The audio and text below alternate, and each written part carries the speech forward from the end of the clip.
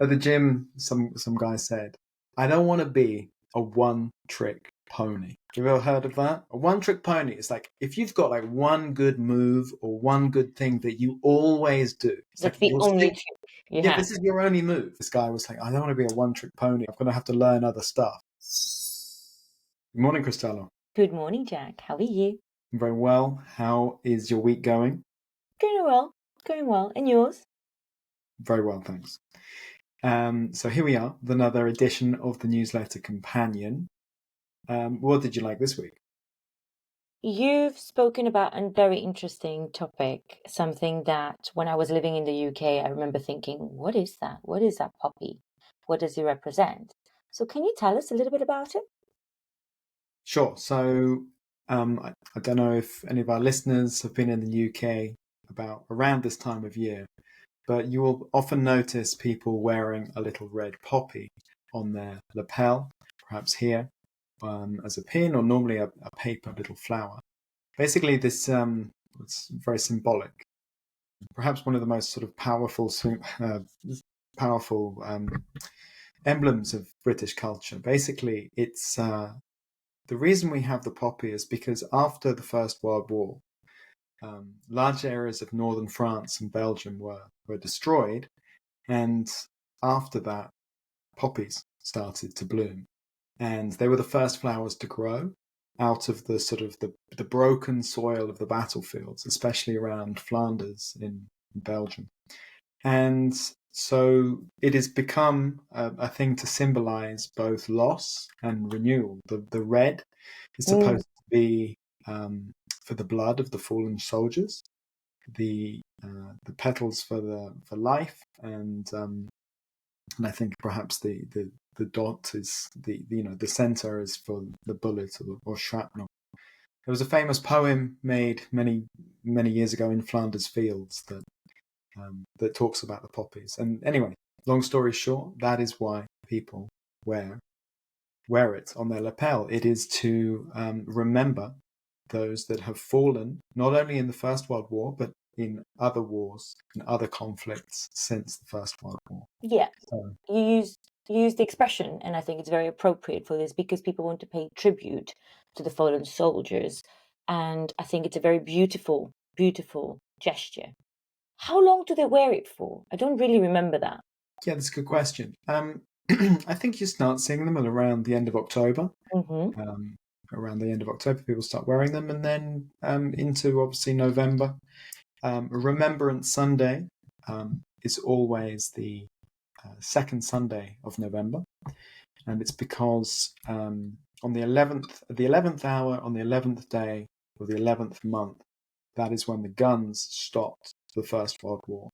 But it's on the second Sunday that the whole country stops as well at 11 o'clock. It's very beautiful. It is, yeah, and I mean it's respected throughout, obviously, the country, and that's why you're receiving this newsletter, on the 11th hour of the 11th month. That's fantastic. Yes, I think it's a very beautiful gesture showing community that, after all these years, people are just saying, let's not forget that horrible, horrible, horrible war and all the people that have died because of it. And yeah. And since then, in the conflict, it's also, I mean, it was obviously for the First World War, but, it's become as a symbol for all of those servicemen and women that have fallen since. Mm-hmm.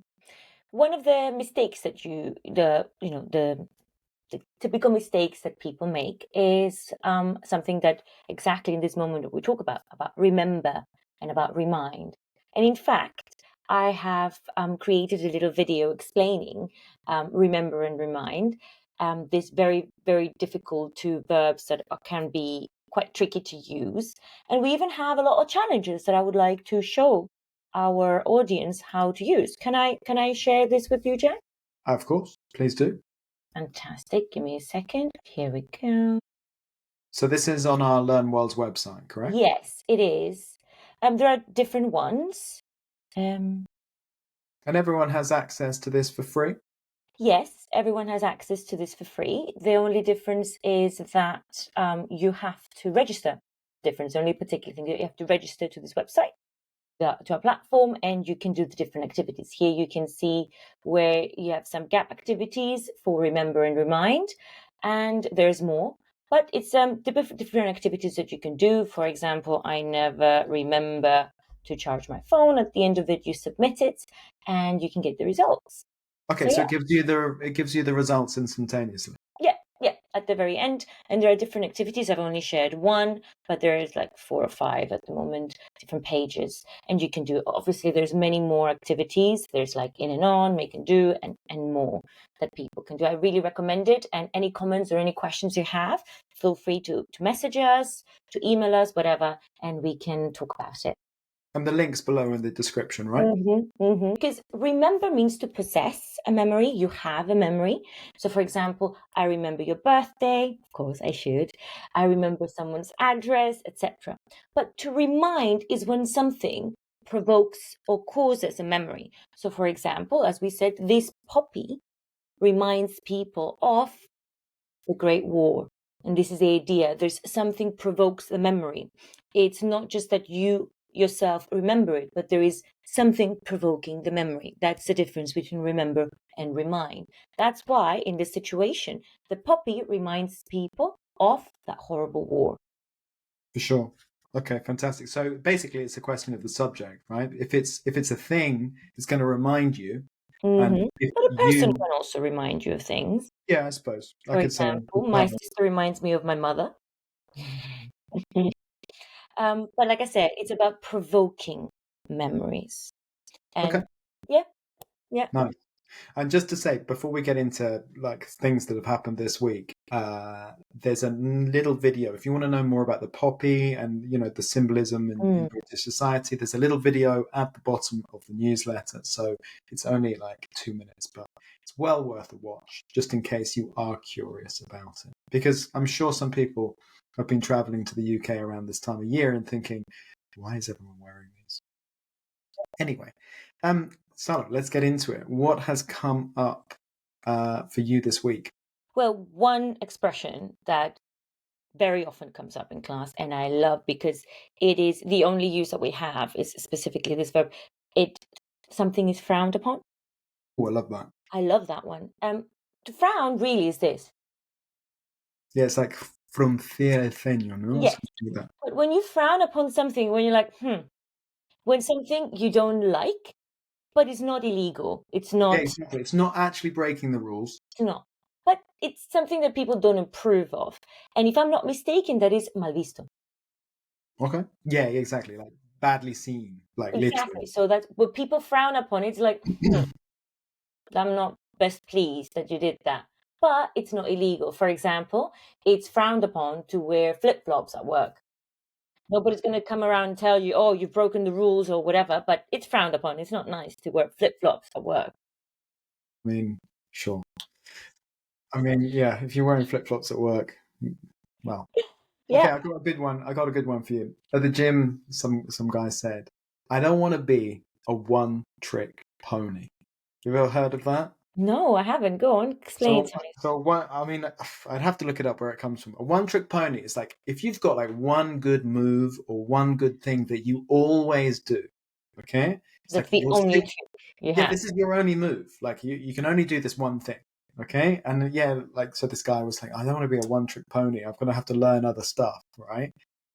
I don't know. It's like maybe in a fairground, they get the pony out and it does its one trick and that's it. And then you pay your money, but that's it. It's got no other skills, right? So, you don't want to be a one-trick pony. Krystallo, next. Oh, make do. I love this one. This is the only time you find make and do together.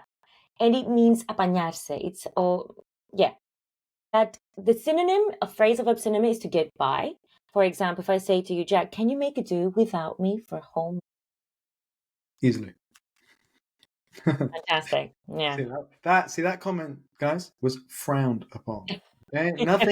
Nothing bad, but it wasn't, it's mal visto, right? Okay. Exactly. Very good. And what about you, Jack? Do you have any other? I've got a good one leading on from this. Okay, you could say well thought through. Okay, so normally when you think through something, you're taking it from A to B. You've thought of all the possible ramifications, etc. But if something is not very well thought through, like my comment then, I didn't think about, the consequences that I'm going to face later in the day. Exactly. That's not well thought through. So you've got that. So bien pensado, I would think in Spanish is probably the closest thing. And another little one that came up was someone said last research. Okay, and of course it should be latest research. The latest research suggests. The difference between last and latest. Last implying there's not going to be any more, and the latest is exactly. Which is a good one to